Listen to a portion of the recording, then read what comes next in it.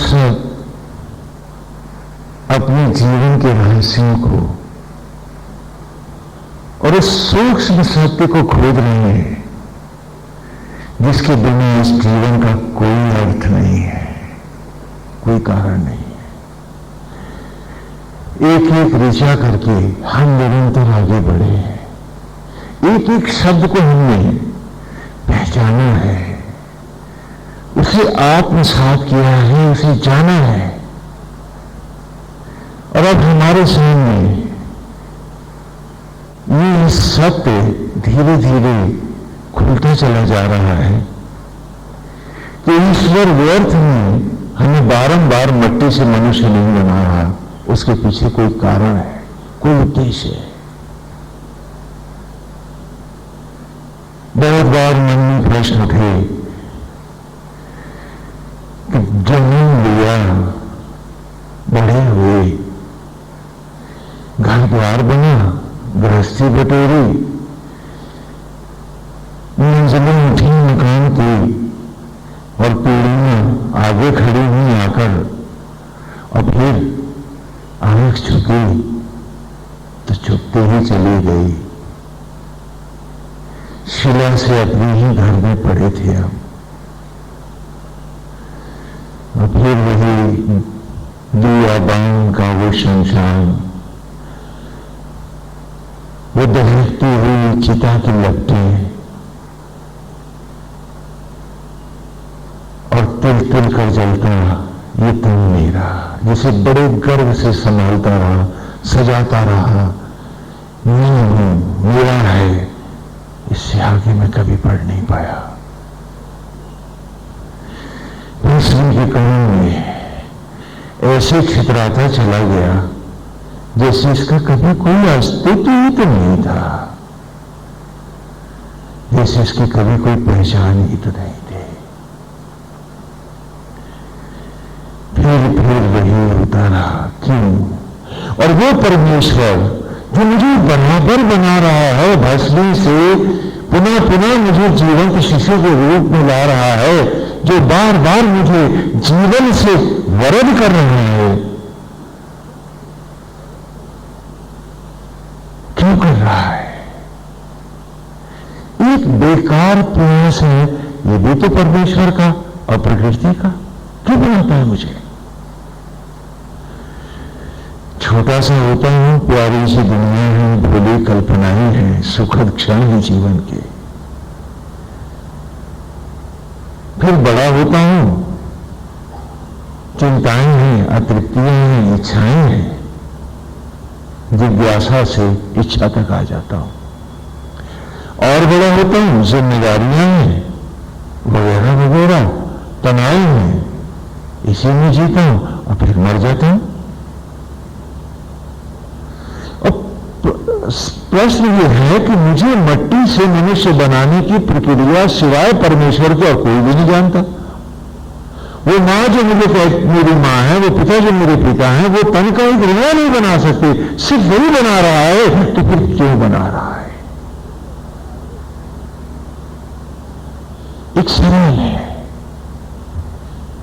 क्योंकि यदि मरना ही हमारी नियति है तो बनाने का प्रयोजन क्या है, क्यों बना रहे हैं? और इस प्रश्न का उत्तर वेद में, पिछली ऋचाओं में, जिन्हें हम हर सूक्त की एक एक ऋचा करके पढ़ते हुए आए हैं, उसमें बड़ा सुंदर उत्तर मिले हैं और बड़े सुस्पष्ट हैं, संक्षेप में है, सारांश में। थोड़ा सा पौराणिक गाथाओं और ग्रंथों से पी लें। जब हम शिव पुराण उठाते हैं, हरिवंश पुराण लेते हैं, देवी भागवत लेते हैं, कोई भी पुराण, किसी भी ग्रंथ का हम आरंभ देखते हैं तो उसमें यह है कि सबसे पहले जो सृष्टि है वो मनसा है। हाँ, ब्रह्मा जी की इच्छा से ही नारद प्रकट होते हैं, सारे देवता प्रकट होते हैं, दक्ष प्रजापति भी प्रकट होते हैं, तो वहां कोई फिजिकल इन्वॉल्वमेंट नहीं है, केवल कल्पनाओं से ही होते हैं।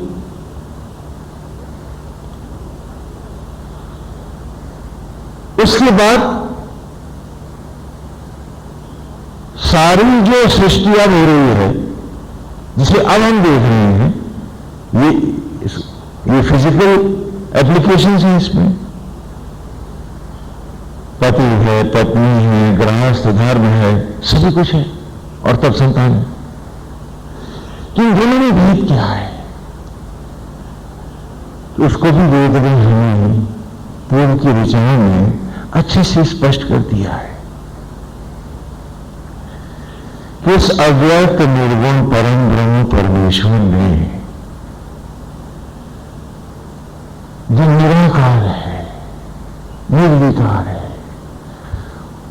उस परमेश्वर ने जो सृष्टि बनाई, तो उसे लगा कि अव्यक्त सृष्टि के साथ कुछ व्यक्त सगुण सृष्टि भी होनी चाहिए। कहानी यहां से हमारी आरंभ हुई, क्योंकि देवगण हैं और अजर अमर देवता हैं, ऋषि हैं, तापस हैं, सभी कुछ हैं, लेकिन यहां सगुण साकार और व्यक्त सृष्टि नहीं है, वो भी होनी चाहिए। प्रश्न उठा के नारायण ने, परमेश्वर ने, उस परम सत्ता के मन में एक प्रश्न क्यों उठा, जिसका उत्तर भी हमें वेद में मिला। इस अनंत क्षीर सागर में वास करते हम देवता, अनंत आयु को प्राप्त हुए हम देव, जब जब अभिशप्त होते हैं, जब जब हम टूटते हैं, खंडित होते हैं, तो अपने प्रायश्चित के लिए और अपने आप को रिकॉन्स्टिट्यूट करने के लिए, उस सत्ता तक वापस लौटने के लिए हमें एक शरण स्थली की जरूरत होती है।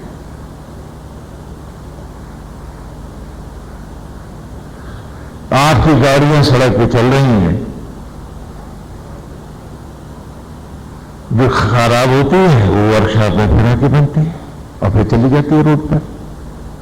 उदाहरण समझिए, तो कहा उसी प्रकार उस अनंत सृष्टि में वो जीवन जो उस परमावस्था को प्राप्त है, उसमें भी विघटन खंडन होता है, और वे जब अभिशप्त होते हैं तभी वे मृत्यु लोक में जन्म धारण करने के लिए आते हैं। तो हमें एक शरण स्थली की जरूरत है, और इसी प्रकार असंख्य शरण स्थलियों को हम बनाते हैं, जिन्हें हम मृत्यु लोक कहते हैं। जो ये पृथ्वी है, जहां हम सब है, कि जब जब अनंत अवस्थाओं को प्राप्त शक्तियों के स्वामी देवत्व भी असंख्य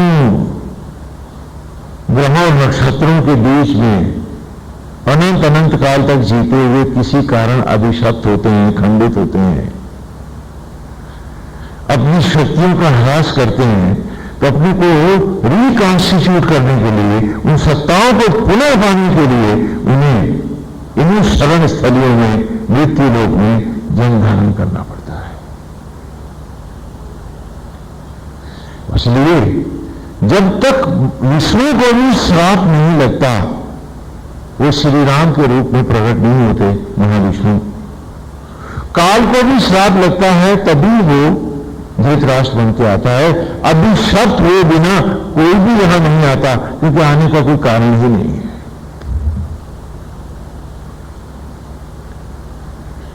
इसे अच्छी से समझ लो।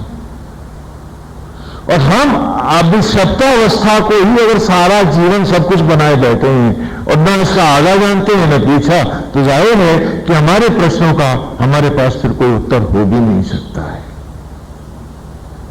We cannot answer even to our own selfs. हम अपने को बता भी नहीं सकते कि क्यों है, कि फिर पैदा हुए फिर मर गए, तो क्यों आए हैं और क्यों बनाई गई पृथ्वियां। तो वेद ने आरंभ में ही हमें बता दिया, इस धरती पर उस देवत्व को, अपने आप को पुनः निर्मित करने के लिए, रिकॉन्स्टिट्यूट करने के लिए उसे हमें एक पृथ्वी की पर एक जीवन की जरूरत थी। इसीलिए उसमें परम सत्ता अव्यक्त निर्गुण परम ब्रह्म ने एक सगुण सृष्टि का बीज खोजा और वो ओम है। ओम में हम जानते हैं 3 अक्षर है, आ ओ मा।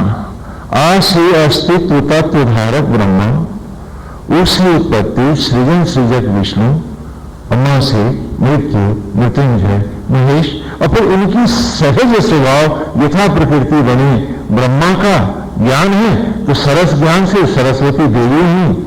विष्णु का लक्ष्य उपलब्धियां लेना है, हम सबके जीवन को सुखद और सुखों से परिपूर्ण करना है, तो लक्ष्यमयी लक्ष्मी आ गई जो जीवन को उद्देश्यपूर्ण भी बनाए और सुखों से भर भी दे। और शंकर प्रलय का देवता है तो आदि ज्वाला आदि शक्ति दुर्गा पार्वती की कल्पना भी इसी बीज में आई और इस बीज से सगुण सचराचर प्रकट होने लगा। हम सब पृथ्वी ग्रह नक्षत्र ये सब सगुण सृष्टि जो है वो इस ओम बीज से है। और ये ओम बीज का ब्रह्मा विष्णु और महेश अर्थात वही अव्यक्त परमेश्वर है जो ओम में व्यक्त हो रहा है। और ये 3 नहीं एक है। जैसे एक व्यक्ति घर में पिता भी है पुत्र भी है और पति भी तो है। पिता है क्योंकि उसके बेटा है, पुत्र है क्योंकि उसके पिता भी है वो स्वयं बेटा है, और पति है क्योंकि उसकी पत्नी भी है। तो यहां वो 3 नहीं एक ही व्यक्ति है। उसी प्रकार वो अव्यक्त निर्गुण परम सत्ता जब बिंदुओं में तत्व में सृष्टि के लिए बिंदु बनाती है तो ब्रह्म कहलाती है। और उन्हीं बिंदुओं से एटम्स को जोड़ करके वो जो जीवंत खिलौने बनाता है, बालक पशु पक्षी बना रहा है, वही सत्ता जब इस क्रिया में लगती है तो उसी शिव का नाम यहां विष्णु हो जाता है। और जब ये खिलौने अपने जीवन को शेष कर देते हैं, नष्ट कर देते हैं, तो उनको दोबारा तोड़ के फिर बनाने की जब बात आती है तो जब वो प्रलय करता है तो वही जो ब्रह्मा है वही जो विष्णु है वो वहां महाशिव हो जाता है। भेद नहीं है। लेकिन बाद में सांप्रदायिक मतांतरों और आचार्यों ने भेद किया क्योंकि उन्हें भेद की जरूरत थी। जब तक आप बढ़ते नहीं उनका मठ चलता कैसे? तो वहां से सांप्रदायिक का अलग अलग वाद विवादों में हम फंसते चले गए। सभी ने कहा, देवी ने भी कहा कि ब्रह्मा विष्णु और महेश मुझ में समाये हैं, मैं ही इनको प्रकट करती हूं, मैं ही इनको धारण भी करती हूं और मैं ही इनको संतति से वरण करती हूं। और फिर वो कहती हैं मैं आदि कुमारी हूं अर्थात आत्मा हूं। क्योंकि आत्मा में ब्रह्मा विष्णु और महेश है। आत्मा से उत्पन्न सचराचर में हर बालक में आत्मस्वरूप ब्रह्मा विष्णु और महेश है। तो ब्रह्म अग्नि ने ही उनको भी प्रकट किया है। तो वो माता भी है, वो पत्नी भी है, वो बेटी भी है क्योंकि उन्होंने प्रकट किया है, और वो आदि कुमारी है। क्यों? क्योंकि ये अव्यक्त सृष्टि है, इसमें फिजिकल इन्वॉल्वमेंट नहीं होते हैं। ये तो तप और साधना की राह है, ये तो परम पवित्र है, इसमें इंद्रियां अथवा विषय का कोई बात ही नहीं है। जो उनको उस पर्सपेक्टिव में ले लेता है अपने कंफ्यूज लेवल के कारण, ये उसके मन के अपने भ्रम होते हैं। तो इस अव्यक्त सृष्टि में क्यों हुई? इसलिए कि मैं जब टूटूंगा तो अपने आप को रिकॉन्स्टिट्यूट करने के लिए, दोबारा तपने के लिए, सत्ता में आने के लिए मुझे भी तो कोई घर चाहिए होगा। इसीलिए जब मनुष्यों को धरती पर लाने की कल्पना थी तो उसके लिए पर्यावरण चाहिए था, नाना जीवधारी चाहिए थे, नाना स्वरूप चाहिए थे, सब कुछ लेके हम आए। पृथ्वी तो बनाई, फिर इस पर हमने गंगा उतारी। वो विस्तार से हम कथाओं को सुन चुके हैं। और इस प्रकार इसमें जीवन का संचार हुआ। और फिर ये हुआ कि मनुष्य कहीं माया के कारण भटक न जाए तो हमने गुरुकुल शिक्षा दी।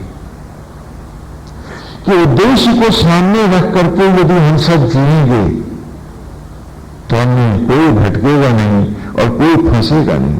जो फंस जाएगा यहां वो फिर इसके बाद मनुष्य इतर योनियों में जाएगा, पशुओं में, पक्षियों में, हाँ, कीट में, जहां जहां भटकेगा। तो सबसे पहले देवत्व जब खंडित होता है तो जीव रूप होकर वो कहीं शरण स्थली ढूंढता है और गर्भ के क्षीर सागर में वो इस शरीर को धारण करता है। उसकी रक्षा और संचालन का काम नारायण स्वयं करते हैं, ब्रह्मा विष्णु महेश होकर, ओम अर्थात आत्मा होकर, और उसे अवसर देते हैं कि वो तप और साधना के द्वारा अपनी उसी सत्ता और शक्ति को एक बार पुनः पाले, जिससे फिर अनंत क्षीर सागर में अनंत काल तक वो उस दिव्य रूप को धारण करता, जहां शरीर कोई व्यवधान नहीं है और शरीर के बिना वो सामर्थ्यहीन भी नहीं है, पूर्ण समर्थ है। उस अवस्था को चला जाए, वो देव योनि है। और इसी को हमने देखा कि ऋग्वेद उसी लक्ष्य को ऋचा ऋचा गाता रहा है कि घर गृहस्थी ये सारे आश्रम हमने इसलिए नहीं बनाए थे कि खाली तुम एक सुविधा भोगी समाज बनकर रहो, लिविंग फॉर मटीरियल्स। नहीं, ये कोई कल्पना न तो नेचर की है न सृष्टा की है, परमेश्वर की है। हमने आपको ये रूप इसलिए किया कि तुम बहुत थके हुए टूटे हुए आए हो, ईश्वर स्वयं आत्मा होकर तुम्हारे पास विराजमान है। अपनी शक्तियों को पुनः अर्जित करो, इसी आत्मा देवयान के साथ अद्वैत करो और लौट गगन में जाओ। घर तुम्हारा, स्थान तुम्हारा, नेटिव प्लेस तुम्हारी वही है जहां माया नहीं है। हमें सबको लौट के वहां जाना है। तो जब वेद व्यास और गणपति की जो पूर्व कथा है वेदों के आवाहन की, जो हमने पहले की, उसमें भी इसी बात की हमने चर्चा की कि ये जीवन, ये मृत्यु क्या है। तो कहा अपने आप को एक नई अवस्था के लिए, जहां वो पहले था वहीं तक पुनः जाने के लिए अपने आप को पुनः उस शक्ति, सत्ता और सामर्थ्य से जोड़ना। लेकिन हम अपने को कहां जोड़ रहे हैं? मट्टी से, पैसे से, मकान से, दुकान से नहीं जोड़ रहे हैं, तो अपनी उसी सत्ता से अपने आप को नहीं जोड़ रहे। मतलब सिर्फ कंफर्ट और कंफ्यूज मेटीरियल लेवल ही हमारा जीवन का उद्देश्य बन गया है। जबकि वैदिक गुरुकुल शिक्षा ने हमें गुरु और आचार्य के भेद को भी स्पष्ट कर दिया। आचार्य जो श्रेष्ठ आचरण को दे, अर्थात जो लिविंग डिसिप्लिन दे, गुरु जो हमको लाइफ के पर्पस के साथ जोड़ दे, उद्देश्य के साथ बांधे। जो हम उनको भी, आचार्य को भी गुरु बना बैठे। तो ये जो हमें लोकाचार और व्यवहार सिखाते हैं, लिविंग डिसिप्लिन सिखाते हैं, ये गुरु नहीं, ये आचार्य होते हैं। और वो जो तुमको आत्मा से जुड़ करके उस अनंत की राह चलने की राह देता है, उसी को हम गुरु कहते हैं। तो गुरु और आचार्य में भेद है। तो यहां आचार्य शुक्राचार्य हैं और गुरु देवगुरु बृहस्पति है। जो इस भेद को नहीं समझते हैं और खाली मटेरियल प्लेटफॉर्म पर उस स्पिरिचुअल वर्ल्ड को जानने का प्रयास करते हैं, वे संप्रदायों के यहां भटक तो सकते हैं, सत्य पाना उनके लिए मुश्किल से मुश्किल होता चला जाता है। सत्य क्या था? मेरा मुझसे जुड़ना। और उसी को सारी लीला कथाओं में सभी प्रकार से हम पढ़ते रहे हैं। उन कथाओं का भी हम अनुसरण करते रहे। इसीलिए अब हमको स्पष्ट हो जाना चाहिए कि देव योनि एक अनंतावस्था अवस्था जो है वो अव्यक्त है, निर्गुण है। क्यों? क्योंकि उसी बैसाखी की अर्थात शरीर के सहारे की जरूरत नहीं है, वहां इच्छाधारी है। हम जो रूप चाहे ले सकते हैं, लेकिन रूप हमारे लिए कोई बैसाखी नहीं है। अभिव्यक्त होने के लिए भी हमें रूप नहीं चाहिए। हम किसी की कल्पनाओं में उभर सकते हैं और उसे संपूर्ण ज्ञान दे सकते हैं, उसके साथ सारी चर्चा कर सकते हैं। ना होते हुए भी हम अपने होने का आभास किसी को भी दे सकते हैं। तो उस अवस्था से जब हम टूटते हैं तो हम मनुष्य का शरीर खोजते हैं कि जिससे हम पिछले प्रायश्चित पूरे करें और तप और साधना के द्वारा पूरी मस्ती और आनंद से जीते हुए आत्मा के साथ आत्मा की उस परम सत्ता के साथ जुड़ते हुए देव यहां से गमन कर जाए। और वेद ने इसी ज्ञान को, इस राह को हमारे सामने बड़ा बहुत निरंतर स्पष्ट किया है कि आत्मा ही यज्ञ का अधिष्ठित देव है। बाहर जो आचार्य आते हैं हवन कराने के लिए, वो तो केवल पढ़ाने के लिए आते हैं। जैसे एक प्राइमरी क्लास में, केजी क्लासेस में, छोटी जूनियर क्लासेस में हम बच्चों को पढ़ाते हैं A for S, B for balloon, C for cat. तो हम यहाँ एस, बैलून, कैट, ये कबूतर से कहा, खरबूजे से कहा, गोभी से कहा, तो ये कबूतर खरबूजा भी पढ़ा रहे हैं। इनके माध्यम से उन्हें हम अल्फाबेट्स पढ़ा रहे हैं, अक्षर पढ़ा रहे हैं। तो इसी प्रकार बाहर का यज्ञ भी, हवन जो आप कर रहे हैं, वो बाहर का यज्ञ भीतर के सत्य को तुम्हें सुधी दिलाने के लिए है कि पगले यहां फिसल न जाना, यहां फंस न जाना, तू लौटने को आया है, तुझे लौट के जाना है। बाहर का यज्ञ ऋग्वेद के आरंभ में ही हमने पढ़ा कि जो बाहर आचार्य बैठे हैं यज्ञ का, वस्तुतः आत्मा ही यहां है जो सांस, धड़कन, जीवन का आरक्षण यज्ञ के द्वारा हमें प्रदान कर रहा है। उस आचार्य के साथ जो अच्छा वाक अर्थात उपाचार्य आया है, वो मेरा प्राणवायु है। भीतर प्राण ही यज्ञ का उपाचार्य है, क्योंकि प्राणों का संचार घृत की तरह वो करता है। जैसे बाहर ये घी डालता है, वो प्राणों का घी डालता है। बाहर वेदी बना करके हम अग्नि को प्रकट करते हैं, भीतर ब्रह्म ज्वाला ही यज्ञ की ज्वाला है। और वो अग्नियां ना हो तो यहां कुछ भी ना हो। बाहर सामग्री है, साकल्य के रूप में समुदाय हैं, भीतर ये शरीर और जीवन का हर क्षण सामग्री है। मेरा हर विचार सामग्री है। बाहर एक बालक को हमने यजमान बना करके बिठाया है कि बाहर जीव रूप तुम ही यजमान है और भीतर भी जीव रूप तुम ही यजमान हो। यजमान कामन है कि बाहर के असत्य और अज्ञान को, झूठ और प्रपंच को, आसक्तियों को बाहर जला दो और भीतर स्वयं जलने को आओ। क्योंकि जिसका बाहर जगत का पाप नहीं धुला, वो भीतर कभी जाएगा कैसे? क्योंकि जो उसको रिहर्सल ही ठीक से करना ना आया, मंच पर उसे डायरेक्टर आने देगा कैसे? और जब हमने बाहर के यज्ञ को ये समझा कि यही सब कुछ देने वाला है, तो हम फिर सुधरते कैसे? और हमें कौन सुधरता है? हम सोचते हैं हवन यज्ञ किया है तो भगवान को एहसान कर डाला है, आहुतियां डाल दी हैं, भजन गा लिया है स्वामी जी, बड़ा पुण्य का काम कराए, इतना घी जलाए, इतनी दूध की धाराएं बहाएं। हैरान है वक्त कि क्या भेजा था पढ़ने को इसे और क्या कर रहा है।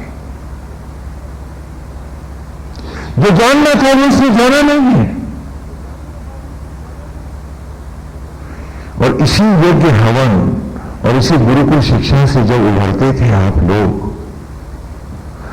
में कोई व्यक्ति पाप नहीं करता था, हमें कोई व्यक्ति झूठ नहीं बोलता था कि भाई लौट के जाना है, पहले पिछले प्रायश्चित तो पूरे करें जिसके कारण इस मनुष्य योनि में आए हैं, अपना देवत्व गवाए बैठे हैं, अब और कौन सा बड़ा पाप कर लें। अब कैसे झूठ बोल सकते हैं, अब कैसे लोभी हो सकते हैं हम, अब कैसे किसी से ईर्ष्या दोष कर सकते हैं हम, कैसे झूठ प्रपंच और षड्यंत्र कर सकते हैं हम, विकांत। अरे पहले पिछले पापों को तो अभी प्रायश्चित करने हैं, वो नए और करेंगे क्या। लेकिन जब राही भूल गई, अपने आप को भी हम पहचान नहीं पाए, तो हम गलत से गलत चले गए। एक पेड़ उखाड़ना होता था तो कोई माता तैयार नहीं होती थी, नहीं भाई ये पेड़ तो हम नहीं उखाड़ सकते, मैं एक बच्चे की मां हूं, मैं ये पाप कैसे कर सकती। क्योंकि यदि मेरे पुण्य का फल मेरे बेटे को मिलना है तो मेरे पाप का फल भी तो अब उनको भोगना पड़ेगा, वो बचेंगे कैसे उसमें। तो मैं ये पाप अपनी औलाद के लिए तो नहीं कर सकती। मैं बेटे मेरी डरते थे, आज कोई न देखे हम कोई भी अपराध कर डालें।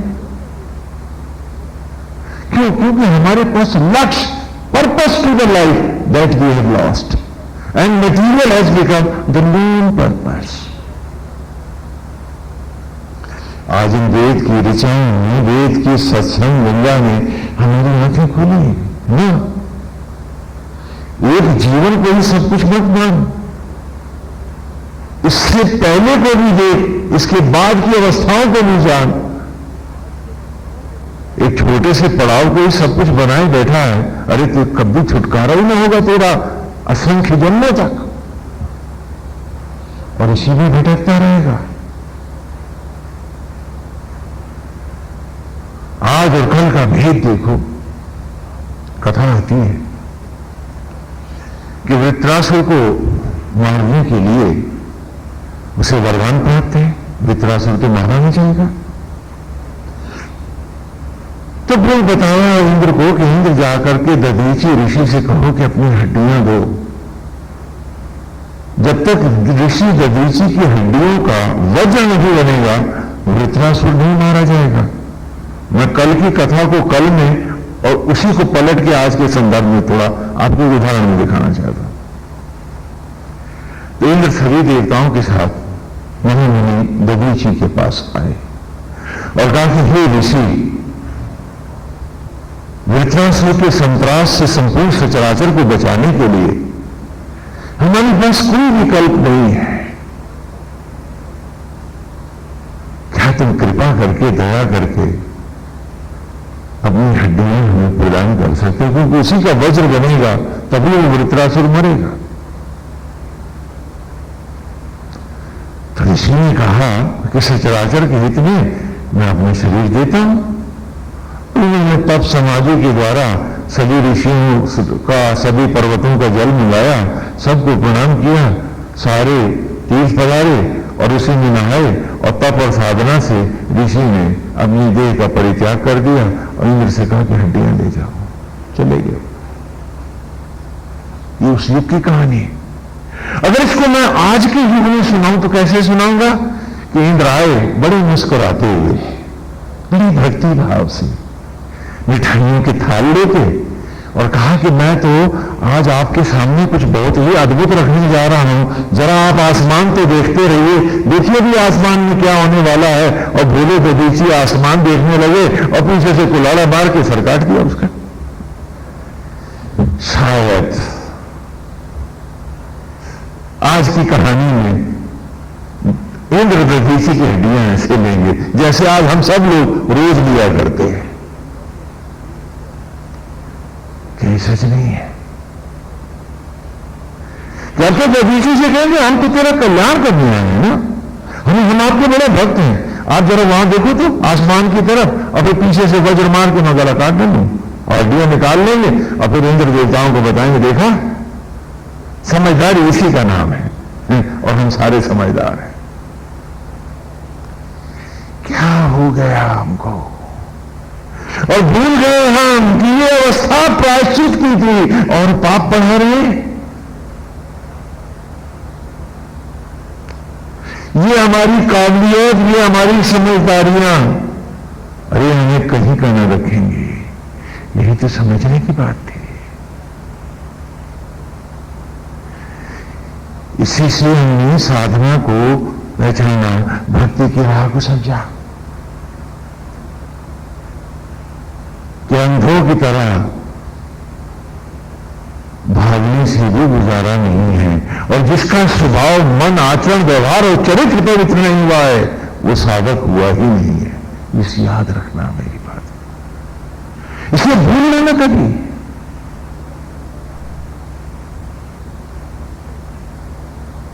क्योंकि दधीची तो मांगने पर भी कि कृपा कर दे तो हड्डियां दे देता है, तो तुम्हें किसी का गला काटने की क्या जरूरत है?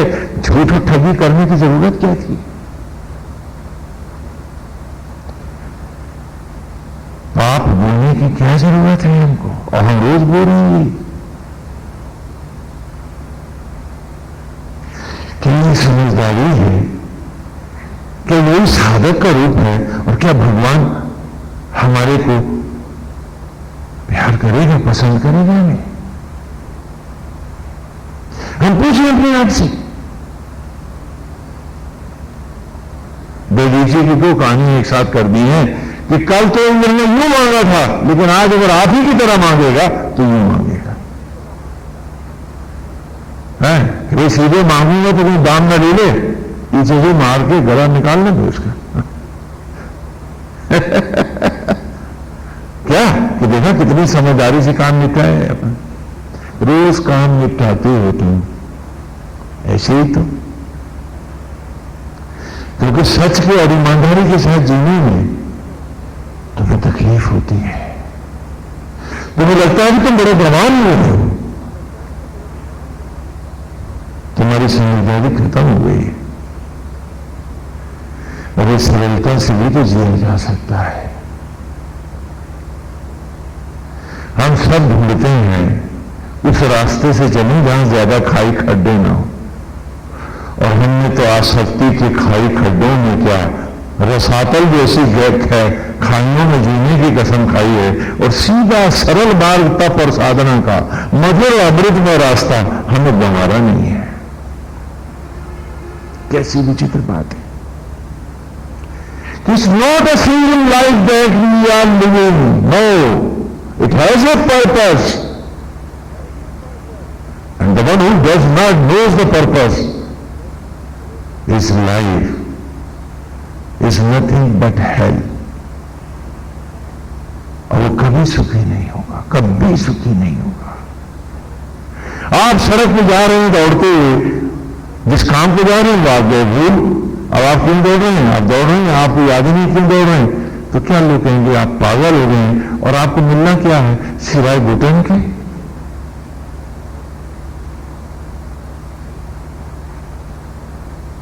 और यूं हम सब दौड़ रहे हैं, पेट की रोटी सिरवाए हुए हैं, कबंदासे हो गए हैं। हमने पेट के लिए कर लिया है तो हम बड़े 30 मार खा हो गए हैं, और सिर में आग लगी है, सिर पाप का घड़ा बना है, हमें कोई चिंता ही नहीं, सिर तो है ही नहीं, मानते नहीं हमारा। और पेट को मिले सब, पेट में मुंह है, छाती पे आंख है, कबंदा सो रहे हैं हम सब। और जहां बैठे हैं वहीं बैठे हैं, चाहे जितना सत्संग हो जाए, आगे बढ़ ही नहीं सकते, पैर जो नहीं है। असुदास कबंद के पैर ही नहीं। हम हैं कि हिल क्यों न गई हैं, फिर वही पाप, फिर वही गलतियां दोहराएंगे। और उसके बाद कहेंगे स्वामी जी घर गृहस्थी में तो ये सब करना ही पड़ता है। हमने कहा तुम्हारे बाप दादा पूर्वज भी शायद यही करते रहे होंगे, और उनको यदि नहीं करना पड़ता था तो बेटे तुम्हें क्यों करना पड़ता है? कभी पूछा अपने आप से, क्यों करना ही पड़ता है तुमको यदि उनको नहीं करना पड़ता था तो? आज हमारे पास कोई जवाब नहीं है, कोई जवाब नहीं है। भक्ति की कल्पना वेद में है। कृष्ण की भक्ति वेद से भरी हुई है। जरा दृश्य की ओर चले कि वासुदेव के सामने भगवान श्री कृष्ण विराजमान है और वो वेद का पहला ऋषि मधुसूदन उनके सामने बैठा अपना पाठ दोहरा रहा है। यूं चला गोविंद में, वो रास्ता दिखा रहा है। कहीं गोविंद मेरी ये राह थी, यूं चला था मैं। आए सूत के आरंभ से ही चलते हैं इसके, क्योंकि समापन की एक ही ऋचा अगले रविवार को रहेगी और ये सूत समापन को चला जाएगा। केंद्र संदसो विश्व भी सोम पर्व भी अभीष्ठिरो जैसा कि हे गोविंद, हे नारायण, हे कृष्ण, मैंने सदा माना कि इंद्रिय ही मां संदसो, कि हे महान, हम जानते रहे हैं कि ये जीवन हमारा, ये जगत हमारा एक मस अंधस का, एक अंधी मछली का खेल ही तो है। मैंने इस मर्म को पाया था, इसलिए नारायण आज तुम्हारे सामने हूं कि जीवन जगत जो भी है मस अंधस का, अंधी मछली का एक खेल ही तो है। और हमने इस खेल को अच्छे से जाना था। एक लकड़ी का खंभ गाड़ते हैं, उसमें एक चरखी बांधते हैं, उसमें एक लकड़ी की मछली टंगी होती है, कढ़ा में तेल खौलता है। और खेल की मर्यादा क्या है कि तेल में नाचती हुई मछली की परछाई को देख के मछली की आंख को बींगना, जो उसके विपरीत आसमान में खंभे पर दौड़ रही है, लकड़ी की मछली। इस खेल का नाम क्या था? मस अंधसा, मछली को अंधा करना। हाँ, याद है ना कि अर्जुन ने द्रौपदी को पाया था इसी मछली की आंख को बींद करके पांचाल नरेश के यहां। तो कहा इंद्रिय ही मस अंधसो, कि हे आत्मा, हे गोविंद, मैं आसक्ति में फंसा नहीं था, मैंने भंजाल स्वीकारे नहीं। मैंने जाना था कि जीवन जगत जो भी है मस अंधस का खेल है। वो जो कंफ्यूज हो गए हैं मटेरियल में, वो हम न थे। हमने तो जाना था कि तो मस अंधस अंधी मछली का खेल है। परछाई से लक्ष्य को, जो उसके उल्टे खड़ा है, उसे बींगना है। और मर्यादा यह है कि लक्ष्य तो देख नहीं सकता, लक्ष्य तुझे दिखेगा नहीं, और फिर भी बाण मछली को जाएगा, परछाई से देख के लक्ष्य को पाएगा। विश्व भी जब भौतिक जीवन में जी रहा था तो भी तो खेल मस अंधस का था कि तन का एक रंग बने बेटा बेटी किसने बनाए थे। हम सब तो परछाइयां ही थे, बर्तन ही थे। हमको बनाने वाला, उस बच्चे को बनाने में तो सारा सचराचर टोटल पर्यावरण लगा था। खेती, जल, पावक, गगन, समीर, जो कुछ था वो मस अंधस का खेल ही तो है। ये सब मिलकर बना रहे थे। गौ माता के दूध की बूंदें लगी थी उस बालक को बनाने में, मुझको बनाने में। जल लगा था, वनस्पतियों का योगदान था, पेड़ों की दया थी, और आत्मा श्री और स्वयं परमेश्वर मुझे बना रहा था। माता पिता दो बर्तन ही तो थे जिसमें आत्मा बन के हलवाई और सारे सचराचर को खाद्य वस्तु बनाकर एक नया लड्डू बना रहा था। तो हे गोविंद, मैंने परछाई को परछाई माना और सत्य को सत्य माना, भटका नहीं। आज हम सब भटक जाते हैं। इसलिए एक नई सृष्टि का जो अपूर्व आनंद हमें उठाना चाहिए। क्यों आनंद क्यों उठाना चाहिए? किसी मेरा तेरा कहां है? ये तो स्वयं परमेश्वर आ रहा है। किसी की वाकई नहीं बनी है तो जाते कहां है? ये संप्रदाय कहां है? ये सब कंफ्यूज थॉट्स ही तो है हमारे, क्योंकि वो जो कण कण बना रहा है वो तो मेरा अंतरात्मा है, और आत्मा ही श्रीवर है, वही ब्रह्मों में परम ब्रह्म है, वही रुद्रों में शंकर है, वही वैष्णवों में महाविष्णु है, तो स्वयं परमेश्वर बना रहा है, और स्वयं प्रभु ही इसमें आत्मा होकर ढल के आ रहा है। अरे तू बर्तन, तू इसको बनने का सुख ले, इसके पालने का आनंद ले, इसकी चौधराहट की चिंता के दुखों में क्यों फंस रहा है? ये तो स्वयं परमेश्वर है। भाव बदलते गृहस्थी अमृत हो जाती, लेकिन आपने भाव नहीं बदलना चाहा, खाली फाला माला फेरनी चाहिए, अपने आप को विशूर करना चाहा और सोचा कि हम सब बहुत विद्वान हो गए।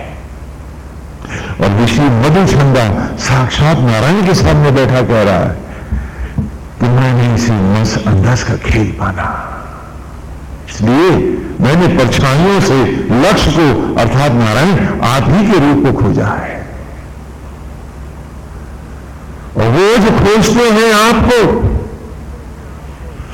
कि एक हाथ बने नहीं, तू मेरा मेरा मेरा क्या गा रहा है और क्यों पाप के घड़े बढ़ता जा रहा है? प्रगट ईश्वर हुआ है और पापी तू हो रहा है मेरा मेरा गा के। तेरा उद्धार फिर अब हुआ कहां? पूछे हम, अपने आप से सवाल करें। अरे हमको तो उसके होने का सुख लेना था, क्षण क्षण वो गर्भ में पलता, क्षण क्षण उसकी अनुभूतियों का अमृत पाते हैं, क्योंकि स्वयं परमेश्वर आ रहा है। हम परम सुखी होते, हम पाते कि अभी नारायण का स्पर्श मिल रहा है, हम रोमांचित होते, मातृत्व तब जागता उसमें। ठस्सा और दम्भ मातृत्व नहीं होता, कंफ्यूज लेवल मिटाता है, बनाता कुछ नहीं है, कुछ नहीं बनाता है। हम तो एक क्षण भी ईश्वर के हुए होते तो हम जानते कि भक्ति का रस क्या है। और जब वो प्रकट होता तो हम वेद की उसी ऋचाओं को याद रखते जो पीछे पढ़ाए कि आज भी वसुदेव अर्थात अग्नियों का देवता, वसु माने अग्नि, अग्नियों का देवता आत्मा, और देवकी अर्थात ब्रह्म ज्वाला ही तो है जो हर गर्भ में सचराचर को एक शिशु के रूप में ढालते हैं। सबका स्थान होता है उसमें, तो वो सबका है, न कि दो, एक औरत और एक आदमी का। अगर कोई ऐसा सोचता है तो वो महा पाप करता है और उसे भी पाप की राह पर ले जाता है। और आज सारा समाज, सारा विश्व इस अंधे कुएं में भाग रहा है। ऐसा लगता है कि जैसे आज हम सचराचर से कट गए हैं, आए थे कुछ प्रायश्चित करने, कुछ अपने आप को रिकॉन्स्टिट्यूट करने, अपने आप को का पुनर्निर्माण करके तप और साधना के द्वारा लौट अपने क्षीर सागर में जाने, और हम तो इस कदर फंस गए हैं कि अब शायद कभी निकलना न होगा, क्योंकि वेद सुन के भी सुनना नहीं चाहते हैं।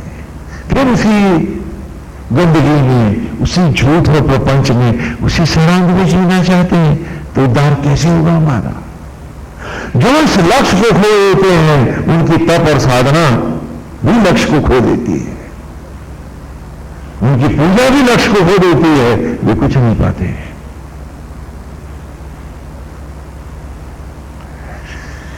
कि वसुदेव और देवकी, देवकी अर्थात ब्रह्म ज्वाला, ब्रह्म अग्नि ही तो आज भी शिशु को बनाते हैं। तो हम सब जो पाल रहे हैं हम सब नंद और यशोदा ही तो हैं। कृष्ण तो आज भी वसुदेव और देवकी का ही होता है, अर्थात आत्मा वसुदेव का, अग्नि के देवता आत्मा का, और देवकी अर्थात ब्रह्म अग्नि का होता है, और हम सब नंद और यशोदा बन के पालते हैं। तो हम उसको पालने का सुख उठाते हैं। ये मुझे हमको लगा हम ही बना रहे हैं और हम ही इसको सब कुछ करेंगे, तो हम दुख ही तो उठाएंगे, क्योंकि जो सामर्थ्य से परे का काम है उसकी चौराहट है हमारी। और जो सुख देने प्रभु आ रहे थे वो हम लेने ही नहीं चाहते, क्योंकि हम तो ठेकेदार हैं, क्योंकि भक्त कभी ठेकेदार नहीं होता। भक्त ठेकेदार होता है, और ठेकेदार कभी ठेकेदार नहीं होता। भक्त ठेकेदार नहीं होता है, और ठेकेदार कभी ठेकेदार नहीं होता। तो हम सब नंद और यशोदा ही तो हैं। भरत से कहा कि तुम गद्दी पे बैठो। भरत ने कहा कैसे बैठूं, मैं तो भरत हूं, भक्ति में रत हूं। जिस दिन मैं गद्दी पे बैठ गया मेरी भक्ति समाप्त हो जाएगी, क्योंकि भक्त स्वयं कभी किसी बात का स्वयं नहीं देता, वो तो श्री हरि को देता है। नारायण ने किया, क्यों देता है? जिससे नारायण में उसका मन सदा रहा रहे, तो कहीं दंभ उसको खा ना जाए। और दंभी का कोई भगवान नहीं होता, और लोभी का कोई चरित्र नहीं होता। चलनी का पानी और लोभी का चरित्र एक जैसे होते हैं। चलनी में पानी नहीं टिकता, लोभी का चरित्र नहीं, एक क्षणिक होता है फिर गायब हो जाता है। और आज हम सब लोभी हैं। हमें दम भी है कि स्वामी जी हम अपने कैरेक्टर से बाहर तो नहीं जा सकते। पता नहीं वो कौन सा कैरेक्टर है, हम सब पता है कौन सा कैरेक्टर में जीते हैं। अपने आप को भी इतना इतना बड़ा धोखा दे लेते हैं।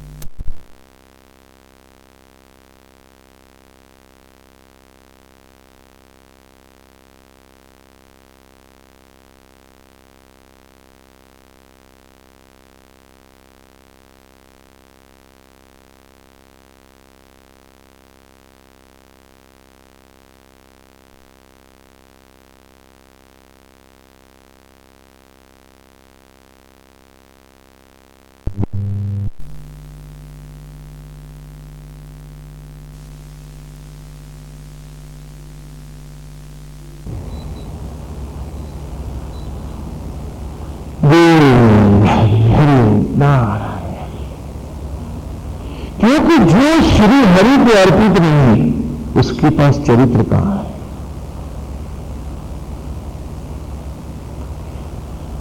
चरित्र तो आत्मा देता है। तो मेरी चिंता क्या है कि नारायण मैंने इस जीवन जगत को नस अंदस का खेल जाना, इसलिए मैं इसमें फंसा नहीं। आज आप सोचते हैं कि आप विषयों को भोगते हैं, आप इंद्रियों का सुख उठाते हैं, विषयों को भोगते हैं। मैं पूछता हूं आत्मा बाहर निकल जाए, कौन सी इंद्रिय चलेगी? तो भोगते तो आप आत्मा को हैं, ईश्वर को ही तो भोगते हैं। इसलिए तो गोविंद ने कहा है कि हे अर्जुन, जो आर्यों का मैं जुआ हूं, पापियों का पाप हूं, तपस्वियों का तप हूं। मुझे कंफ्यूज लेवल पर भी तुमने सोचा क्या है कि वी एंजॉय दिस और that, you have been enjoying none but your own atma. आदमी बाहर निकल जाए तो पलक नहीं चलती तुम्हारी, तो भोगा किसको? अपने ही आत्मा को, पवित्र ईश्वर को इतने बड़े पाप मार्ग में जाकर अब सभी समझदारी और चौबराहट बातें फिरी बड़े तीर मारने में। क्या चरित्र है हमारा? हम सब पूछे तो एक इंद्रिया अभिव्यक्ति का माध्यम है, पुनः जो आनंद है नहीं, आनंद तो आत्मा है। और जो आत्मा का आनंद नहीं दे पाया वो अंधेरों में बाण ही तो मारता रहा। उसने कब जीवन का लक्ष्य पाया?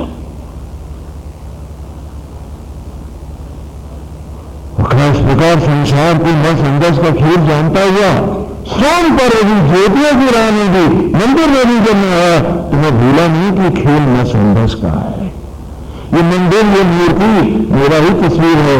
शरीर के रूप में मैं मंदिर बनाते हैं लोग, आत्मा के रूप में, आत्मा को ही मूर्ति के रूप में दिखाते हैं लोग। और जैसे वहां पुजारी खड़ा है, जीव रूप में शरीर में पुजारी तो हूं, तो मैं भले वहां झुका लेकिन मैं यही झुका। मैंने उस परछाई से ये लक्ष्य खोजा, मैं भटका नहीं। इसलिए नारायण आप तक आ पाया। ये गोविंद, इसीलिए तो मैंने आपको पाया। बाकी सब बाहर गृहस्थियां बनाते रहे, मैंने जाना घर के भीतर है। और प्रेम नाम है तेरा तो परमेश्वर है। और पर जानी मैंने कि तेरी गली है सकरी बहुत। हाँ, जाते हैं कि प्रेम गली अति साकरी, जाने दो न समाए। जब मैं था, ध्यान से सुनो, जब मैं था तब हरि नहीं, क्योंकि जब तक ये मैं रही तुम्हारा कोई भगवान नहीं था। दंड ही तुम्हारा भगवान था, उसी की आरती और घंटी कर रहे थे तुम, उसी पे शंख मार रहे थे तुम, तुम्हारा कोई परमेश्वर नहीं था। सरल शब्दों का की आत्मा में जाओ, तुम्हें वेद के रहस्य भी मिल जाएंगे कि जब मैं था, when I was living the real age and foolish vanities, मैं किसी का भक्त नहीं था, मेरा कोई नाम नहीं था, मेरा कोई धर्म नहीं था, मेरा कोई ईश्वर नहीं था। तो जब मैं था तब हरि नहीं, ईश्वर नहीं था। अब हरि है, मैं नहीं। अब प्रेम गली अति साकरी, जाने दो न समाए। और प्रेम की डगर है परमेश्वर की राह। तो कहा गोविंद, जब मैं जानता था कि जिस राह से मैं जाऊंगा उस राह फिर इतनी सकरी है कि और कोई जा ही नहीं पाएगा, दो तो समा ही नहीं सकते उसको। तो मैंने दो की बात ही नहीं करी, बाहर के जगत के गृहस्थ धर्म को अथवा संन्यास को अथवा वानप्रस्थ को अथवा गुरुकुल को, सबको मैंने एक रिहर्सल का मंच माना कि यहां मैं अभ्यास कर लूं। और भीतर तो चलन अकेले का है कि गुरु न चेला चल अकेला, वह तो अकेले अकेले की होती है। तो मैं उसमें भी फंसा नहीं था गोविंद। ये जो 50 नेता माधु छंदस बैठे हैं विश्वामित्र के बेटे, जिनका मैं अग्रज हूं, गुरु हूं, मेरे लिए हे गोविंद ये तेरा ही रूप है, तू ही मेरी झंडा कह रहा। और हम हैं कि अपने दंड को बुझवाने के लिए मुखौटे लगाते हैं कि कुछ हमारे भी ठालुआ हो गए। क्या बात है झूठ और धन का ही सहारा नहीं, कुछ बटोरते नहीं। और मेरी सुंदर कह रहा है कि मैंने वायु जगत को केवल नाट्यशाला पर छाया माना, तो मैंने वहां के गुरुदम को भी गोविंद नहीं स्वीकारा। क्या ये गुरु ने सुना चल अकेला, क्योंकि प्रेम गली अति साकरी, जाने दो न समाए। तो भीड़ ले जाता कहां से, भीड़ से जाता कैसे है? विश्वामित्र ने कहा कि मेरे इन 50 बेटों को अपना शिष्य बना लो। वहां मैंने विश्वामित्र की बात की, ये जीता माधु छंदस हो गए विश्वामित्र के 50 बेटे। लेकिन हे श्री हरि, मेरे लिए कोई नारायण का रूप है, मैंने इस रूप में भी तुझे ही भेजा है। मैं गुरु चेला नहीं जानता। मधु छंदा बता रहा श्री कृष्ण को, जागेश्वर में अपनी अंतिम ज्योति समाधि की ओर जा रहा वो पुण्य ऋषि बता रहा रहस्य तप और साधना को, और कैसे पढ़ा उसने। और बाकी सारी ऋचाओं में एक एक करके पढ़ के आए हैं। वो मेरे छंदा गा रहा है, अपनी बात बता रहा है श्री कृष्ण को पूरे सूक्तों में। ये अमृत सूक्त है। तो कहा कि मैंने ऐसे ही गोविंद जगत को, और ये भी जानता रहा मैं क्या नयनम छगता सुते मंदिर इंद्राए नंदिनी चक्रम विश्वानी चक्र। तो ये तो यही ब्रह्म ज्वालाएं सृष्टि करती रहती हैं, ये आवागमन के चक्र चलते रहते हैं, इसलिए चक्रों में भी मैं अपनी माया को ले जाकर फंसा नहीं। मैं नहीं रहा तो तू ही रहा। आवागमन के चक्र चलते भी रहे तो गोविंद में तेरे नहीं रहा। तुझसे हटके मैं कुछ जाना है, मैं माना है, मैं पहचाना है।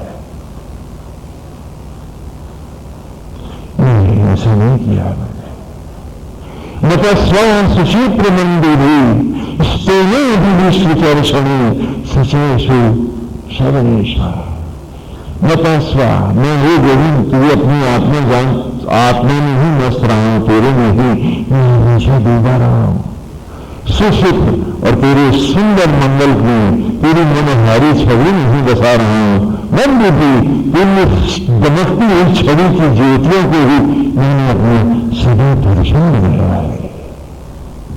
तो मतस्वां सुशीप्र मंदिरी इससे में भी, और हे यज्ञ, हे नारायण, हे आत्मा, हे श्रीवर, मैं तुझी को जानता हुआ तेरे यज्ञ के सदा सम्मुख रहा हूं कि हर क्षण आहुति दे मुझे समुद्री बना ले, मुझे अपने में बसा ले। तो मतस्वां सुशीप्र मंदिरी स्तेने विश्वचर्षणी सचेषु सर्वेशा। इसलिए तेरी ज्योतियों में बार बार अपने तन को, मन को, विचारों को फिर लहराता रहा हूं कि सामुद्री धुली है, पवित्र है। हे यज्ञ स्वीकार कर मुझे, मैं श्रेणी में ले आया हूं। और यूं एक और सृष्टि का हम गुरुकुल में बच्चों को उनके जीवन का रहस्य सचराचर के सूक्ष्म दर्शन करा रहे हैं। इसीलिए ये सूत्रात्मक भाषा है, फॉर्मुलेशन है इस लैंग्वेज में। हाँ, ग्रामर, व्याकरण का वहां अभाव है। और आज के विचार में क्या कह रहा है, ध्यान से पढ़ो कि वसुन्द्रं वसुपति वीर्भुं गुणंतरिज्ञान ओम गंतारं ऊतये वसुपति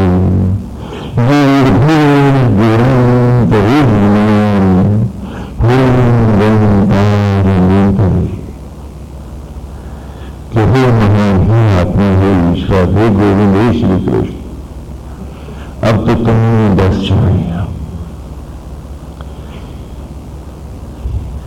दोनों एक हो जाए। वसुपति तेरी अग्नियों में, हे अग्नि के अधिपति, हे आत्मा, हे शरीर, अब तो तुझ में ही स्थान पाए हम। वसुन्द्रम वसुपति वीर दीक्षा गिरने के भी महागुरु, सरस्वती को भी ज्ञान से वरद करने वाले, ही मेरे परम पुनीत आत्मा, ज्ञान के अक्षर भंडार, संपूर्ण सत्य को और आवागमन को जानने वाले, हे गोविंद, आप ही हमारे दीक्षा गुरु बने, आप ही हमारी राह बने, और आप ही हमारा घर हो, हमारा अभीष्ट हो, ध्यान वेद, हे संपूर्ण वेद के अमृत, हे निचोड़, रित और इन तीनों का अर्थ आत्मा भी होता है। तो हे हम सब आत्मा हो, आत्मवत चले, आत्मा को स्वीकारें, हम ईश्वर को बने नहीं, हम ईश्वर बन के दिखाएं। हमने वो सारी अच्छाइयां हो, प्राणी मात्र के प्रति हमारा दया का, समर्पण और त्याग का भाव हो कि दूसरों की मुस्कुराहट के लिए आत्मा की तरह ही, ईश्वर की तरह ही हम अपने सारे सुखों को बांट सकें। हमने वो व्यापकता है, रिग नियम, उस उन्नति को हम पाए, उस सत्य को हम धारण करें।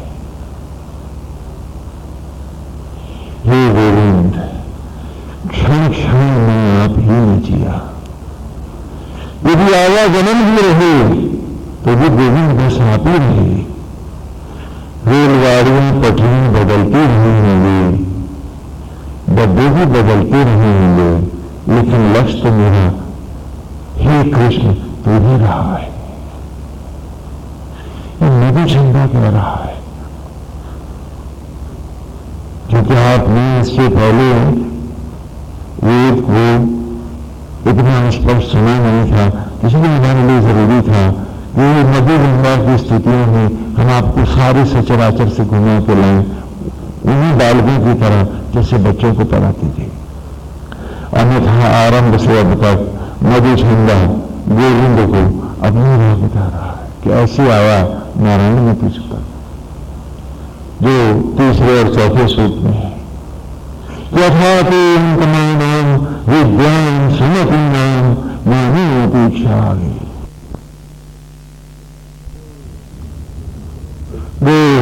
हरि हरि नारायण। कि मैंने हल्दी और चंदन तेल का जो उपकरण बनाया है, वह उपकरण क्या है कि विद्या की हल्दी है और सुमति का तेल है। उस उपकरण से मांझा है हमने आपके, वो साधारण उपकरण नहीं है। सत्य, ज्ञान, तप, समर्पण, ये सारे अन्न बन करके लगे और उसका उपकरण बना है। हमने तन को, मन को, स्वभाव और विचारों को मांझा, तभी तो तुम तक आ पाए। परे ही विग्रमा श्रीफन इंद्रम पृछा विपस्थितम यस्ते सखी प्यावरम। हम पहले भी दोहरा चुके हैं कि अपने आप को झूठ से, कपट से, दंभ से, क्षुद्र बुद्धि से, सत्य और अज्ञान से परे ही दूर हटाते रहे। ऋतम इंद्रनिष्ठा, आप ज्वाला में स्थित होते रहे। पृछा विपस्थितम, और अतीत को भी जलाते रहे। अरे जिसने जो किया वो जाने, हम नहीं जानते। हमें तो सचराचर में राम देखना है, बस राम देखना है, बाकी सब लेना क्या। तो कहा ऐसे जीवन बोले क्या। हमने मालाओं के नाटक नहीं किए हैं। माला फेरी है तो हर सांस फेरी है, आचरण, विचार और व्यवहार फेरा है, खाली माला नहीं फेरी है। और ये नहीं कि सुबह शाम की साधना करके बैठ गए हैं, फिर हर सांस सजे रही हैं तुम्हें। हर आचरण व्यवहार में हमने पहले भी देखा है कि जो गोविंद को अच्छा लगे, जो नारायण आप लीला भी करो, हमने वही किया है, फिर हमने पाप नहीं किया है। क्यों? क्योंकि हम सबको देखते हुए भी सिर्फ आपको देखते रहे। कहते हैं एक साधे सब साधे और सब साधे सब जाए। और यहां क्या है? सब जाने सब जाए। इसको जानता हूं, उसको जानता हूं, वो वैसा है, वो वैसा है, वह में उसका एक ईश्वर ही नहीं है, बाकी सब कुछ है। तो कहीं हम नहीं भटके हैं, हम नहीं भटके हैं।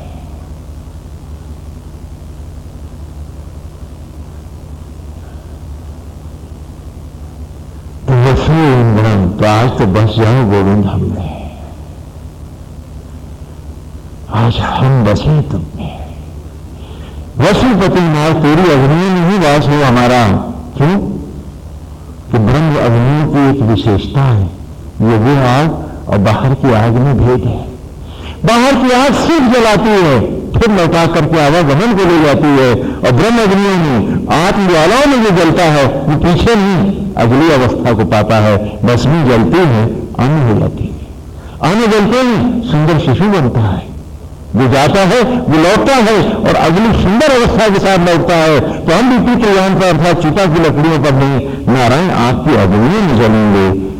वसु इंद्रम वसुपति, हे वसुपति, आज तेरी ही अग्नियों में हमारा वास हो, यही हमारा घर हो। हम पितृयान नहीं देवयान से जाएंगे।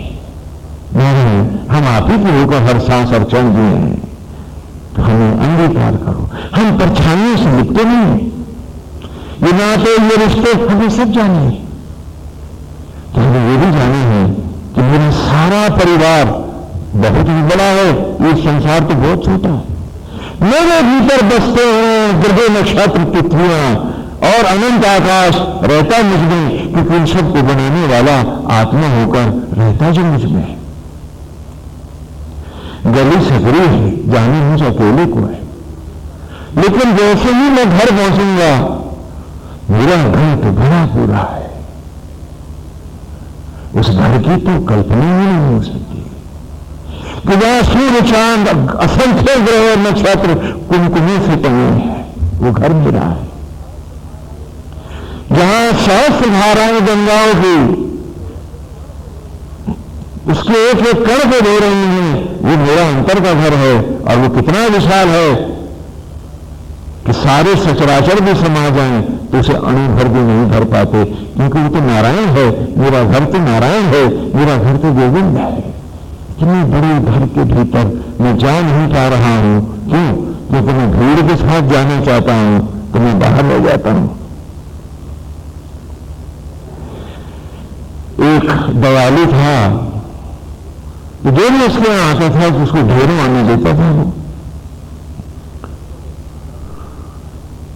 वो संपदा देता था, जो आते थे उनको भी ढेर सारा करता था। पशु पक्षी हैं, जीव हैं, वो दानी था, वो श्री हरि के नाम पर सबको देता था। तो एक बार चिड़ियों को झुंड आया तो उसने कहा खाओ, और गठड़ियां बांध के देगी, बोले ले जाओ। तो उसने कहा भाई तेरी गठड़ियां अगर आज हमने मान ली, स्वीकार कर ली, तो हमारे पंख कहां रहेंगे और वो कहां पाएंगे? आज तुम भी वेद के इस विहंगम आकाश में, इस अनंत नीलाकाश में तुम नहीं उड़ पाए हो, क्योंकि तुम्हारी गठड़ियां बहुत भारी थी और पंख झड़ गए थे तुम्हारे गठड़ियों की चाहत में।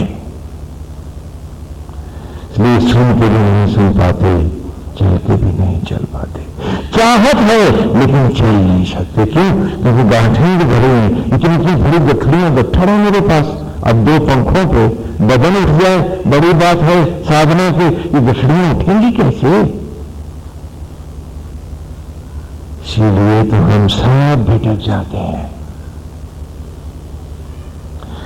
लेकिन वो पक्षी थे समझदार, उनका भले हमें 4 दाने खिला और हमें पंखों में हवा भर के उड़ जाने दे अपने गंतव्य की ओर।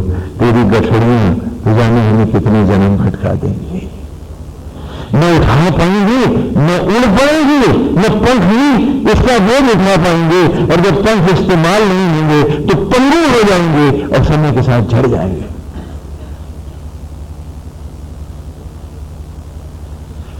अरे फिर हम कहां अपनी गति पाएंगे, फिर कहां अपनी गंतव्य पाएंगे? और हम हैं कि आज भी हम ईश्वर छोड़ सकते हैं, गठड़ियां नहीं।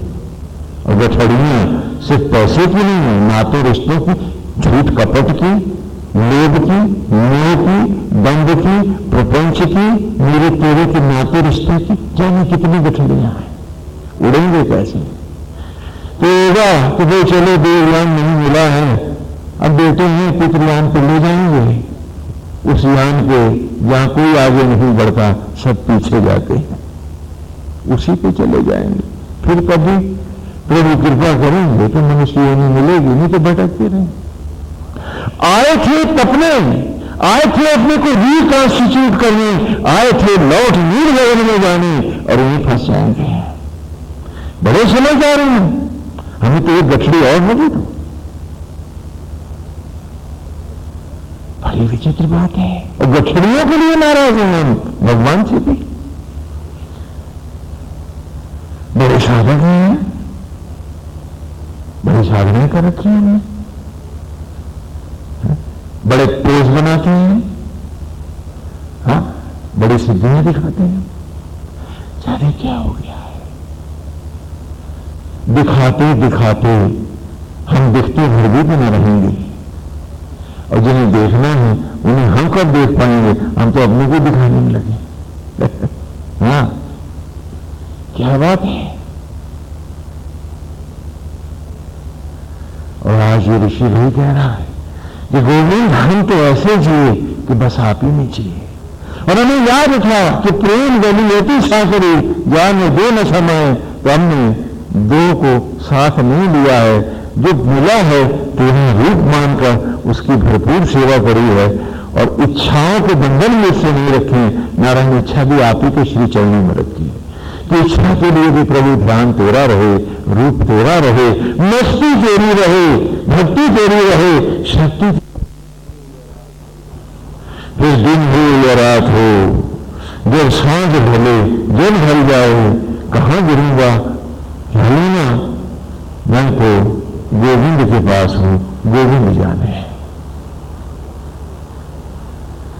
तो वसुइंद्रम वसुपते वीर वीर गोरंतरिज्ञान, ये आत्मा आज मुझे बसू गोविंद, आज मैं आप में बसू, क्योंकि मुझे इस गली में चलने का सलीका है। मेरे पास सिर्फ आप है, मैं भी नहीं, मैं गई तो अब तो आनंद हो, बसने दो। वसुपति अपनी उन अग्नियों में, हे अग्नियों के अधिपति, आज अपनी ज्वालाओं में बसा लो हमको। ये वीर गुणांतरिज्ञान, हे संपूर्ण वेदों के निचोड़, हे यज्ञ, हे आत्मा, संपूर्ण ज्ञानों के भी परम ज्ञान, हे परम ब्रह्म, हे परमेश्वर, आज अपने बसा मुझे। ओम गंतारम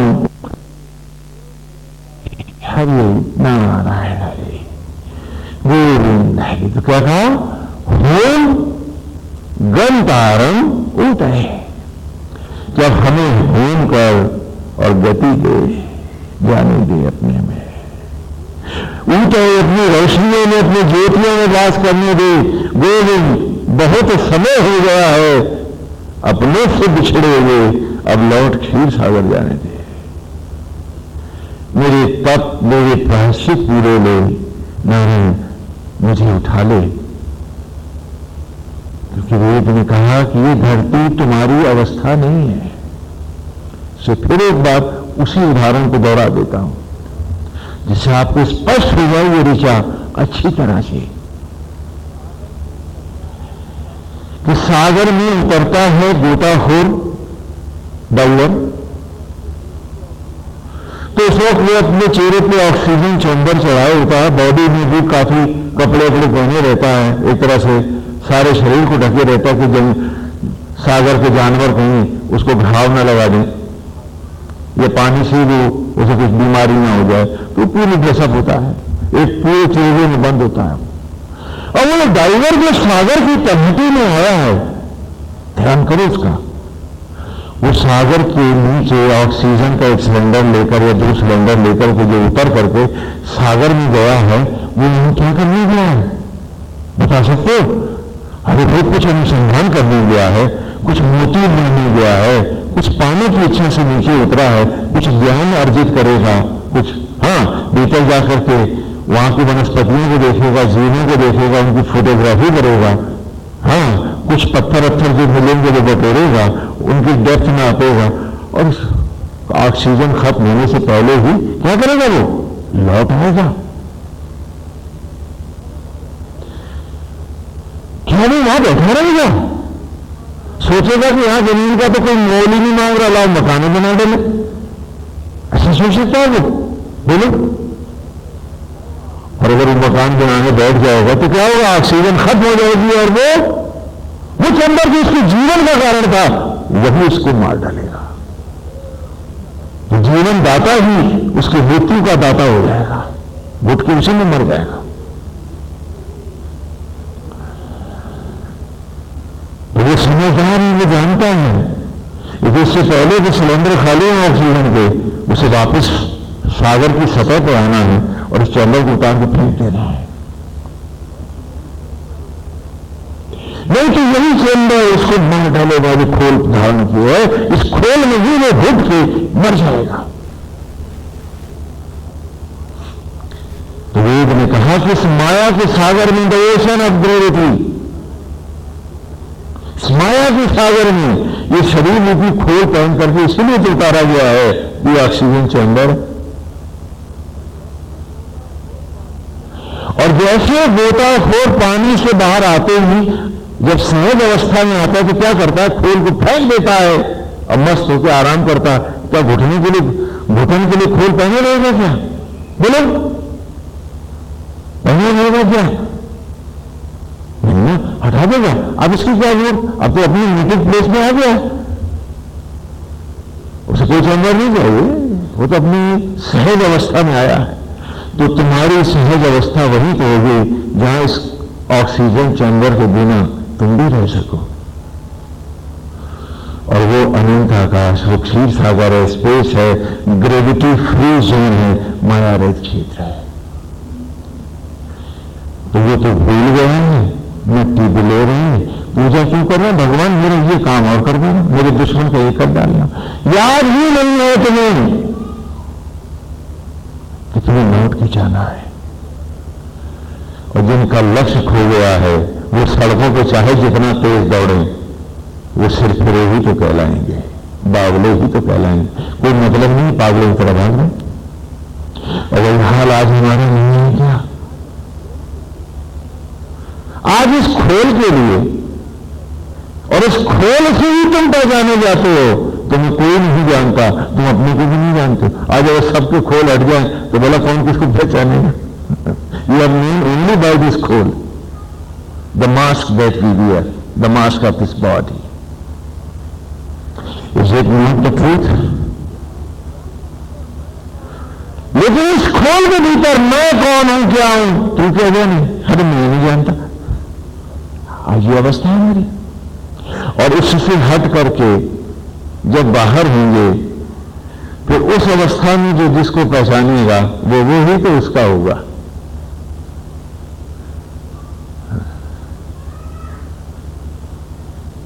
और खोल को लेकर के खोल भर रह गया आदमी धरती का, भूल गया लक्ष्य जीवन के।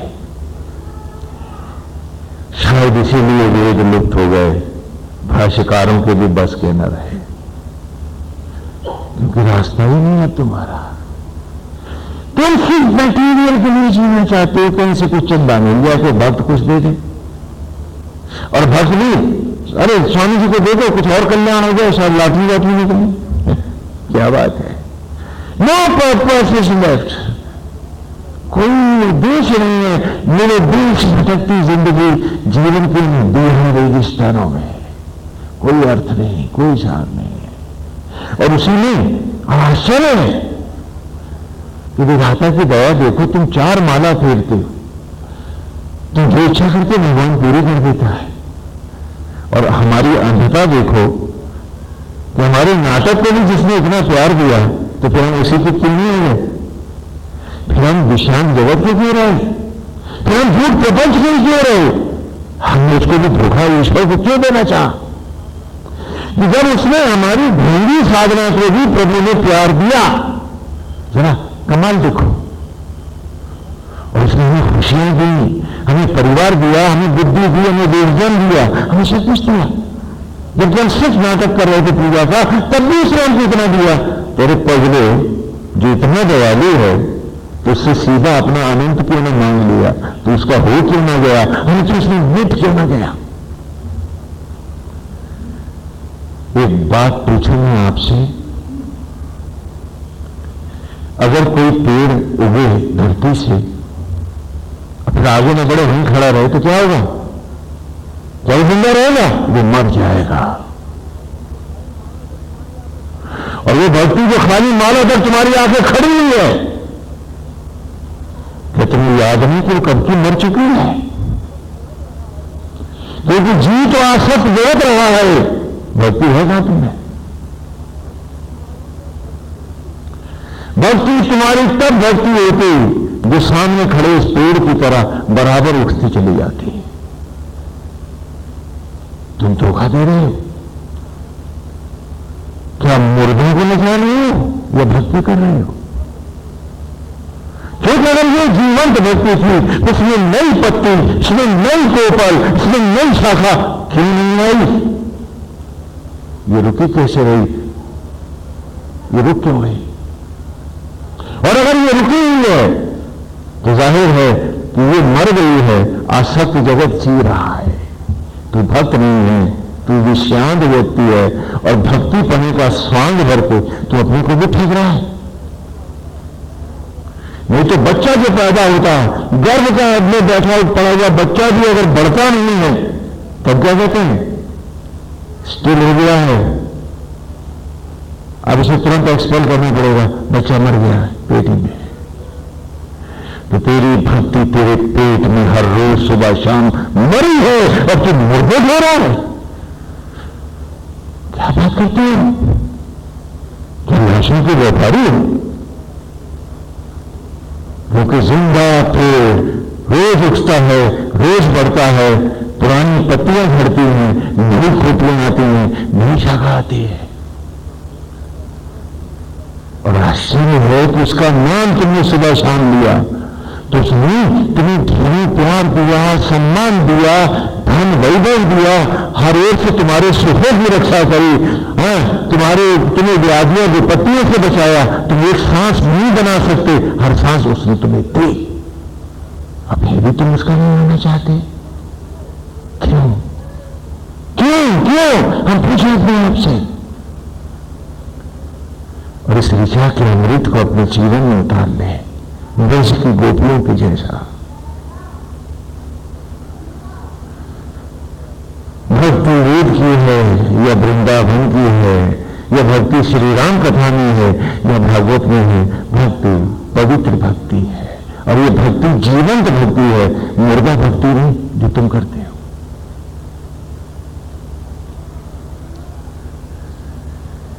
भक्ति जीवन का नाम है, भक्ति राह है जिससे निरंतर चलना होता है। अतीत को भुलाकर भक्ति के पथ पर वर्तमान होते हुए भविष्य की कल्पना प्रभु के धाम की सजाओगे, फिर पीछे नहीं देखते, बढ़ते जाना होता है। इसका नाम भक्ति है।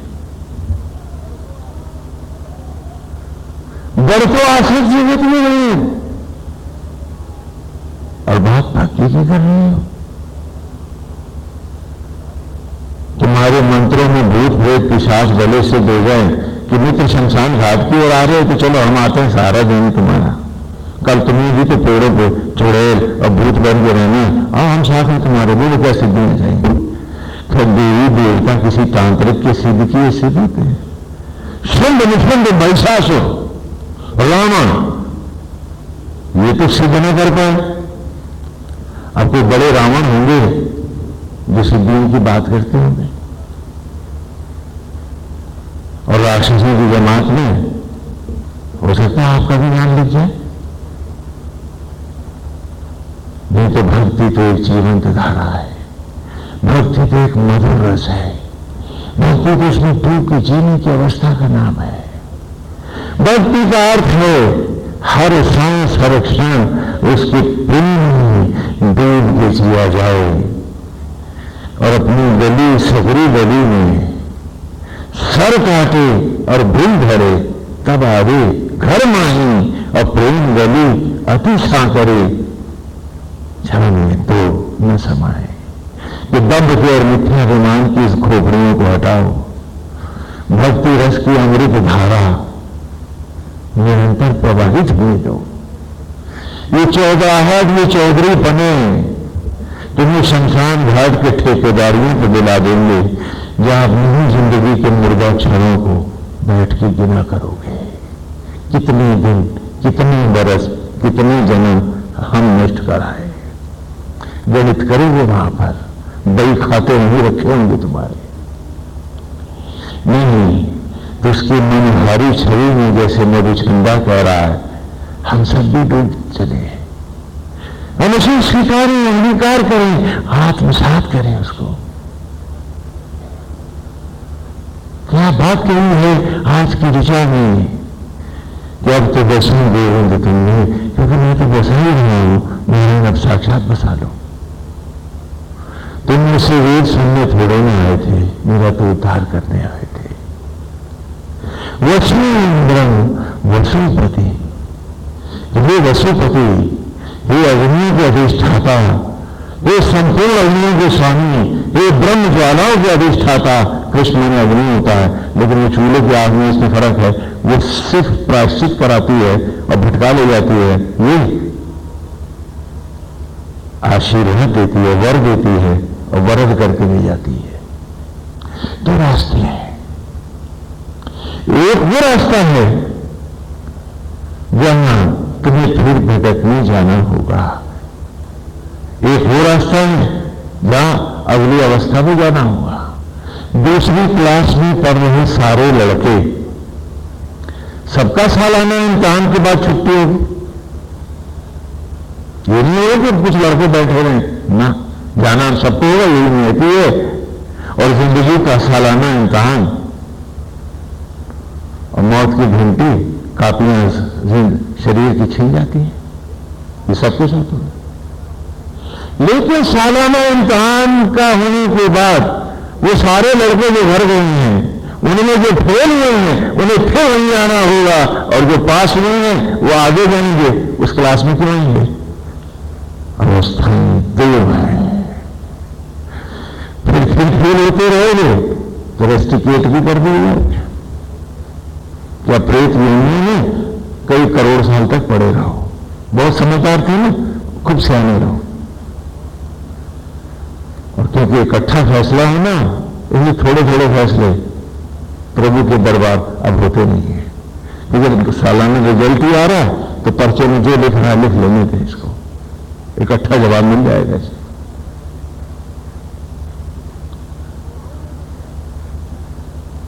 इकट्ठा रोल लगेंगे आप।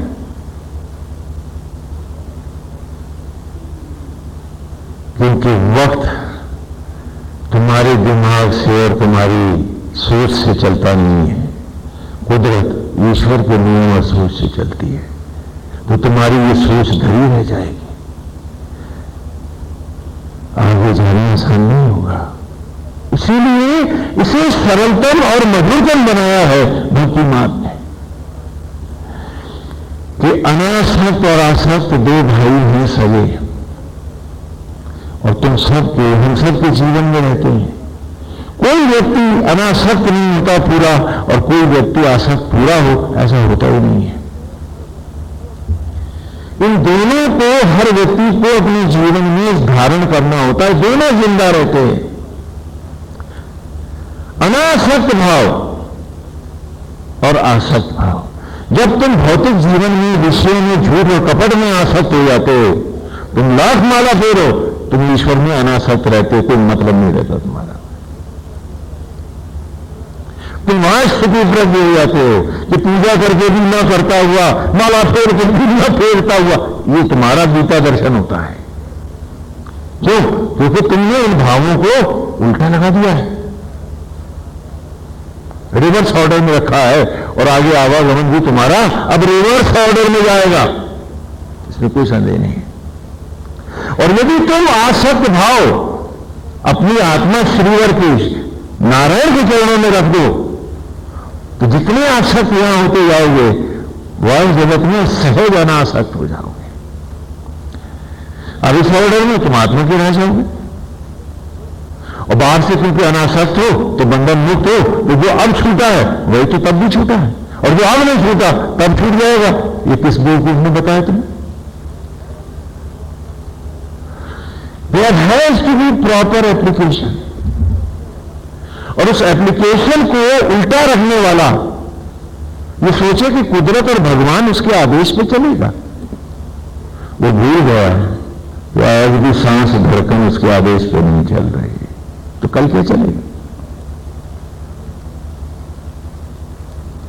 हमें अपने प्यार को ऐसे ही बढ़ाना चाहिए ईश्वर के प्रति, जैसे पौधा बढ़ता है वैसे ही प्यार बढ़े, जैसे बच्चा बड़ा होता है वैसे ही ईश्वर के प्रति, कृष्ण के प्रति हमारी भक्ति और आगे बढ़े, न कि एक ही जगह खड़ी रहे और आसक्त जगत बढ़ता रहे। कभी नहीं पाओगे कुछ। और मुर्गे ढोने वाले चांडाल की तरह शमशान के पेड़ों पर प्रेत योनियों में टंकर रह जाओगे। इसलिए हम इस मधुर मार्ग पर चले कि दिन दिन भक्ति बढ़े हमारी, दिन दिन प्रीति बढ़े हमारी, दिन दिन सत्संग हो उसके श्री चरणों में, दिन दिन हम अपने आप को उसको अर्पित करते चले और आगे बढ़े, उठते बैठते सोते जागते चलते फिरते उसके रूप में, उसके मनहारी छवि में और उसके प्रेम में जिया जाए। ईर्ष्या द्वेष और लोभ में और तनाव में भी जिया जा सकता है, लेकिन ये सुखद अवस्थाएं नहीं है, और सुख के लिए तुम सब कुछ कर रहे हो। तो खाली उसकी मनोहारी छवि को मन में बिठाकर जो ही मिले राघव राम ताही मिले हुए, तो हमेशा एक सुखद अवस्था में, एक मैच्योर परिपक्व लेवल पर, हाँ, एक पूर्ण अवस्था को पाते हुए उस पूर्ण पुरुष में से वरद होकर अनंत को जाया जाए। एक ये मार्ग है। एक वो रास्ता है कि जहां सुख के नाम पर हम दुख बटोर रहे हैं, नाते में, रिश्तों में, मेरे में, तेरे में, मकान में, जितना बटोरने उतने दुखी हैं। जितने सुख के साधन के लिए सोचते हैं ये चीज और मिल जाती, उतना ही वो ज्यादा दुख देती है। हाँ, कहने लगे किराए की बस में क्यों चलना, गाड़ी अपनी होनी चाहिए। अब वर्कशॉप में उतारनी पड़ी तो सुख दे रही कि दुख, उतना ही हमें अब इसके लिए और एग्जर्ट भी करना पड़ेगा ना। और सुख तो आत्मा का भाव था, तो वो जो गठड़ियों से बंध गए वो पंख गंवा गए। जो है ठीक है, रहे अति सुंदर, चला जाए जाने दो, वो है, हम नहीं है, हमारे पंख अपनी जगह है। एक गुरु जी से हम मिलने के लिए गए तो वो बड़े उदास बैठे हुए थे, बहुत दुखी थे वो। हमने कहा महाराज अस्वस्थ हो गए हैं क्या योगीराज?